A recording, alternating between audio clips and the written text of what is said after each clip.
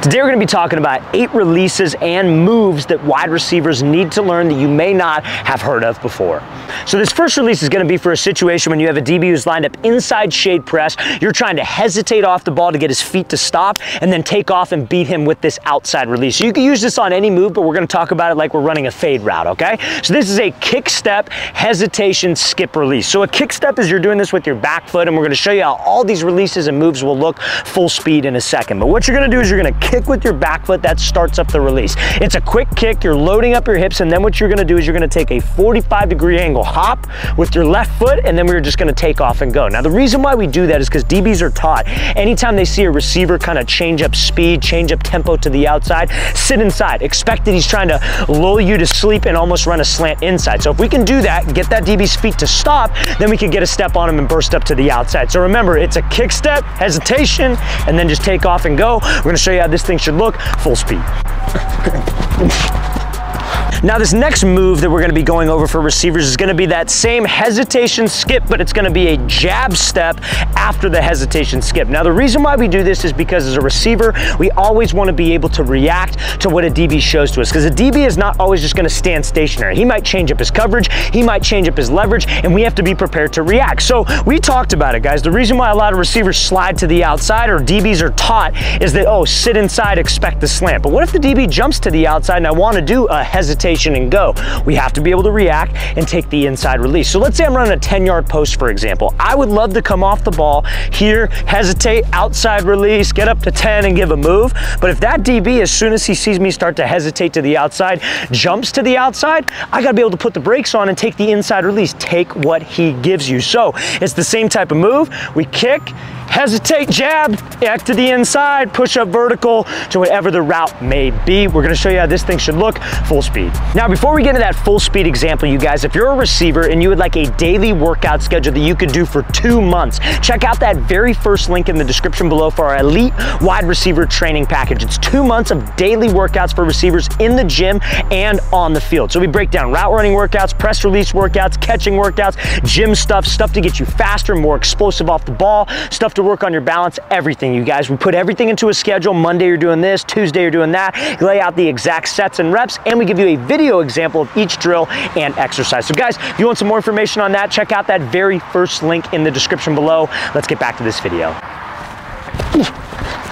Now this next release is going to be for a goal line fade route. Whether you're a slot receiver, maybe running a slot fade on like the 10-15 yard line, or you're an outside wide receiver running a fade route maybe on the 5 yard line where we're trying to throw this thing back corner of the end zone for a jump ball. So this is going to be a slide inside crossover release. So remember on those hesitation releases, you guys, that back foot kicked behind to load up my hips to spring me to the outside and get on a 45-degree angle. We're going to be using something called a prep step or a jab step with our front foot to slide us out on that same 45-degree angle. So this front foot is going to jab inside. You're going to push off of this step and slide on a 45-degree angle.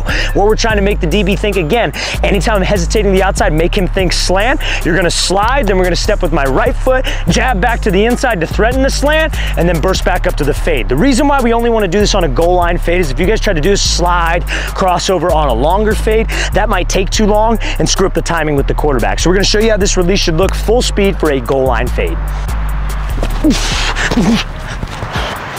Now this next release is going to be something called a lateral wide step release. So this is something for you guys who struggle with a press coverage defender who's right in my face, not giving me any room to breathe. So what you're going to be doing, this orange cone represents the DB, obviously, and you're going to be here. A lateral wide step is where you are taking your back foot. The first step of this release is just like that last slide release that we took. We were taking a prep step with my inside foot, so we're stepping here, and we push off of this step laterally to the outside to try to sell to this DB that we were taking an outside release to get him to jump. The reason why it's a lateral step, you guys, is because he's not giving us any room to work. If he's maybe a yard off press coverage right in front of my face and I want to take an inside release, this wide step could be at a more vertical angle, but because he closed the space for me, I still have to make him miss, but it's more lateral. So again, you take this prep step, you push off of it, lateral step, and then we burst back to the inside. We're going to show you how this should look full speed. Now this next move is going to be more of a move to give you an outside release when you have a DB who's right up in your face, not giving you any room to breathe, right? So if I want to take an inside release, we were talking about doing a lateral wide step. So now we're going to do a lateral crossover step. So you're going to take that same first step with your front foot. It's that prep step release. You're going to throw, give an outside fake with your right foot. It's not as big of a step. It's a little bit shorter of a step because off of this step, we're going to push back to the inside to sell like we're taking an inside release, get that DB to move off his platform, and then we can release to the outside to get some space. So remember, the only reason we are doing this move laterally is because that DB is not giving us any room to breathe, and we still have to make it miss, but we can do that laterally, not having to attack vertical. We're going to show you how this release should look full speed. Now this next move we're going over is going to be something called a mid-route hesitation skip. So this is something to just change the tempo of the DB, but also to change our route tempo to maybe keep that DB on his toes a little bit. So you're going to come off the ball, set, go. Let's say we accelerate up to the outside. We got a DB who's right on my inside hip. A hesitation skip is where you take like 2 steps back to back with the same foot. So let's say I got a DB who's right on my hip here. Let's say I hit my left foot and that's the foot I want to skip on. I want to go left, left, then accelerate up into the route. So that hesitation skip, think about it like this. Let's say you have to run like a post route, right? And let's say a defender's sitting inside shade, off man, 7 to 8 yards off. And how we would run a post route versus that coverage is you would attack this DB's outside shoulder and outside hip. The goal is to get him to flip open so we could slip back underneath him. But if you just come off the ball and you're running super hard and your breaks at maybe like 8 to 10 yards, that DB might stay patient. He might be expecting, because you're running so hard and trying to sell it, that you're trying to slip back under him. So if you come off the ball and give that little skip and then accelerate, he might think more that it's a fade route. So we're going to show you how this should look full speed, but a mid-route hesitation skip is a great way to keep that DB on his toes and get more separation. Now also, fellas, if you're an athlete and you want to gain weight this offseason, check out that second link in the description below for our AG Labs salted caramel whey protein powder. Guys, if you want to gain weight, you have to try to consume 1 gram of protein per pound of desired body weight. So let's say you're 150 and you want to get to 165. A good gauge is 165 grams of protein a day. That's very tough to do, especially being an athlete, without having some type of protein powder. So guys, if you want a good protein powder that's easy on the stomach, easy to digest, check out that second link in the description below. You could also get 15% off if you use the promo code FIRST15, FIRST15. You get 15% off 30 serving protein powder to help you gain weight this off season. Now this next move we're going to be going over is something called a lateral rocker step. So a lateral rocker step is what you would use on a route like a dig route or a 10-yard out. So like, let's say for example you're running a post route, you're on the right side of the field, quarterback's over to the left. You always on a rocker step, you want to step in the direction you're going first and then fake back to the opposite side, right? So it's a way to, like, if you're running a post, it's a way to sell corner post without having to take 3 steps there. Now, however, rocker step can be used on a post, a corner, used on an out or a dig, but you can't on like a post or a corner. You obviously step more at a 45-degree angle because you're breaking 45, right? On a dig or an out, you're going 90, right? You're trying to stay flat, so the rocker step can't be at a 45-degree angle. It has to be more of a lateral rocker step, a lateral change of direction where you're still stepping where you want to go first, faking the opposite direction, but the step changes, the angle of the step changes, and then we're going to show you how that should look full speed.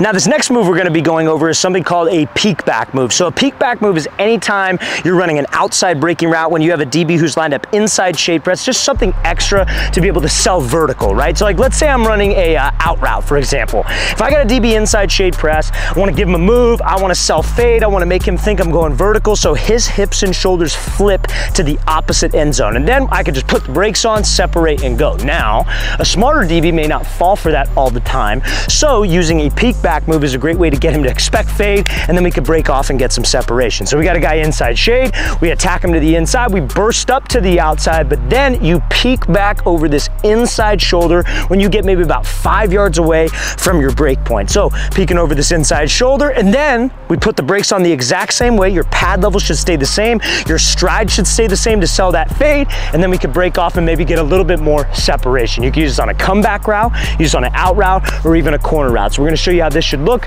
full speed.